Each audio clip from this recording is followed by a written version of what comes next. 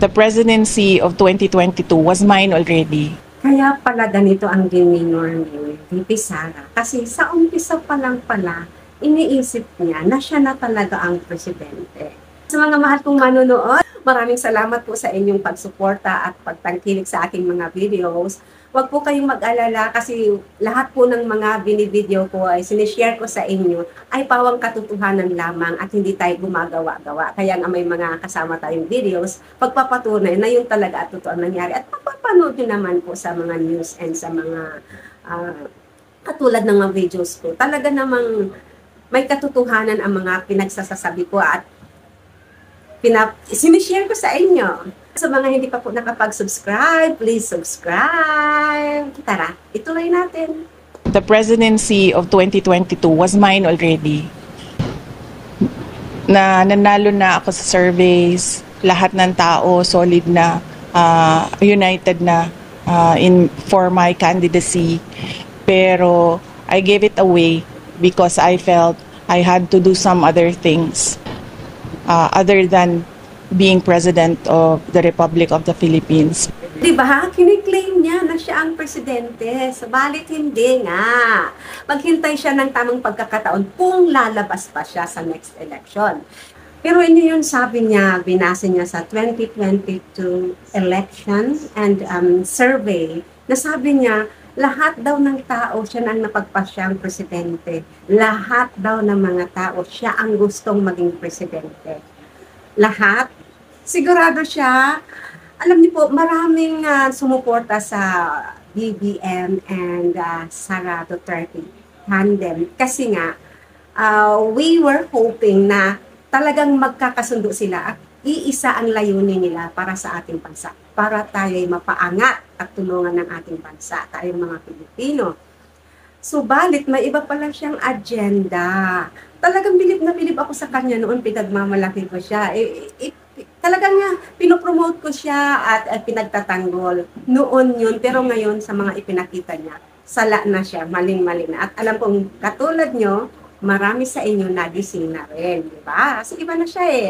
And going back doon sa 2022 survey, parang sala siya doon, parang hindi niya ginamit yung talino niya doon. Kasi alam naman ng lahat na hindi basehan ang survey. Alam naman ng lahat na election result ang pinag-uusapan. At marami talaga ang may gusto na si PBBM ang lumabas. At nangyari nga. At siya ang nakatadhanang presidente. Gusto niya talagang, kaya pala siya ganun ka-bratinela, kaya pala siya ganun kawalang respeto, kaya pala siya ganun na gusto niyang kayang-kayanin si PBBM, na gusto niya siya ang gagamit ng presidential chopper, na gusto niya siya ang masusunod sa mga plano at sa mga desisyon, at naiinis siya na hindi siya makabat in kay PBBM.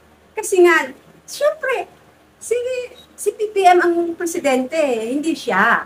At kaya pala niya kinu-question ang pagiging presidente kasi gusto ni PBBM kasi gusto niya siya ang maging presidente.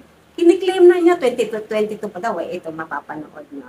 The presidency of 2022 was mine already. Yung mga supporters niya, ang pinaiiral ay damdamin, hindi na ito. At yung pananalita nila talagang iba.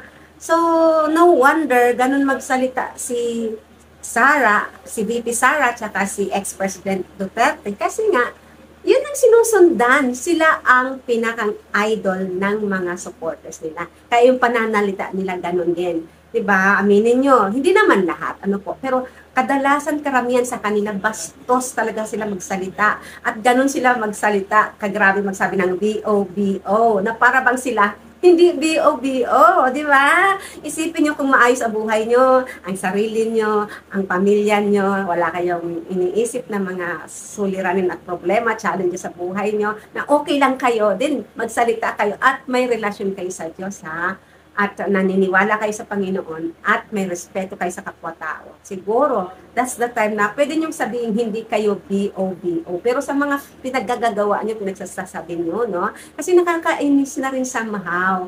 Yung mga sobrang pananalita, pagbabatikos ng mga DDS, mga supporters ng Duterte. Grabe sila magsalita. Sa mga comments makikita nyo, talagang attackers sila. They attack. Diba? Hindi naman tayo nang aatake eh. Tayo ay dumidepensa lang at nagsishare ng katotohanan. Kasi doon tayo sa kung ano ang tama, hindi sa mali. Diba? Doon tayo sa kung sino ang makadiyos at kung ano ang nararapat at karapat-dapat na ugali ng isang government official. Which is, sala siya doon. Napaka-unprofessional niya. Napaka-brat niya talaga.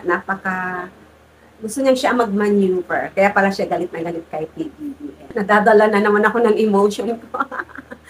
Sa mga hindi pa po nakapag-subscribe, please subscribe, like, and share my videos.